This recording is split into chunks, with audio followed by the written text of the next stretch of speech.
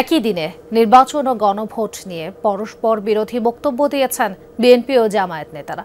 নির্বাচনের দিনে গণভোট নিয়ে কোনো আপত্তি নেই বলে জানিয়েছেন বিএনপির স্থায়ী কমিটির সদস্য আমির খসরু মাহমুদ চৌধুরী। অন্যদিকে এই সিদ্ধান্ত মানা হবে না বলে হুঁশিয়ারি দেন জামায়াতের কেন্দ্রীয় সহকারী সেক্রেটারি জেনারেল মোহাম্মদ শাহজাহান। পৃথক দুই কর্মসূচিতে তারা এসব কথা বলেন।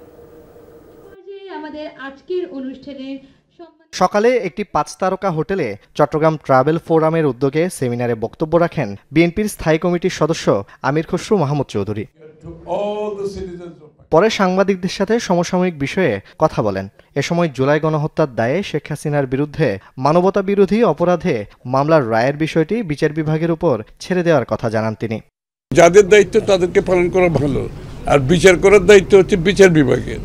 এটা ওদের উপর ছেড়ে দেন। আমরা একটা নিরপেক্ষ বিচার বিভাগ চেয়েছিলাম।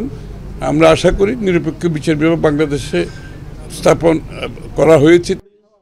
একই দিনে নির্বাচন ও গণভোটের সরকারি সিদ্ধান্ত নিয়ে তর্ক বিতর্ক করে অযথা সময় নষ্ট না করার আহ্বান জানান আমির খসরু। ছোটখাটো বিষয় নিয়ে আমাদের সময় নষ্ট করে লাভ নাই। আমরা নির্বাচনের দিকে এগিয়ে যাই, দেশের মানুষের মালিকানা ফিরিয়ে দিই, তাদের ভোটের মাধ্যমে নির্বাচিত সংসদ সরকার গঠন করতে পারি, যারা জনগণের কাছে দায়বদ্ধ থাকবে। এইটাই হচ্ছে জনগণের চাহিদা। এদিকে ৫ দফা গণদাবি আদায়ে বাদ জুমা চট্টগ্রামের আন্দরকিল্লায় বিক্ষোভ সমাবেশ করে জামায়াতে ইসলামী। একই দিনে নির্বাচন ও গণভোট মেনে নেওয়া হবে না বলে জানান দলটির নেতারা। নির্বাচনের সাথে গণভোটকে গুলিয়ে ফেলার কোনো সুযোগ নেই। আমরা একই দিনে গণভোট মানি না, আমরা মানব না।